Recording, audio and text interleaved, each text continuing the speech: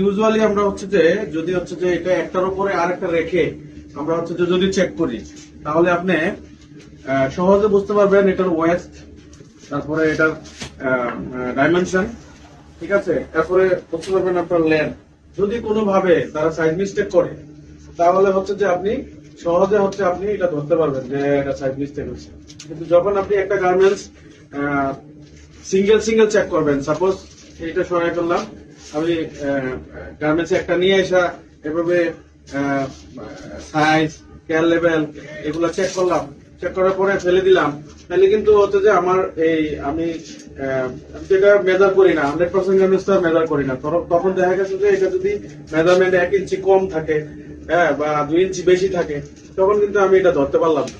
তো কাজে নিয়ম হচ্ছে যদি হচ্ছে 3টা 4টা 5টা মানে মাল্টিপল গার্মেন্ট যখন একই সাইজের থাকবে, তো সুন্দর করে এটা হচ্ছে যে ফ্ল্যাট করে এটা হচ্ছে যে আমি কি করি, আমি হচ্ছে যে এভাবে রাখি, রাখার পরে এটা ডাইমেনশনটা আগে কনফার্ম হই যে এটা একই সাইজের গার্মেন্ট।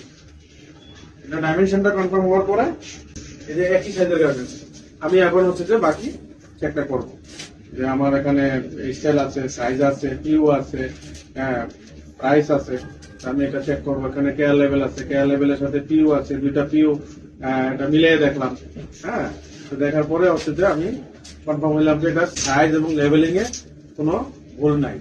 তারপরে হচ্ছে যে আমি ওয়ার্কম্যানশিপ চেক করবো, এরপর হচ্ছে যে আমি মেজারমেন্ট টেস্ট করবো। Thank you.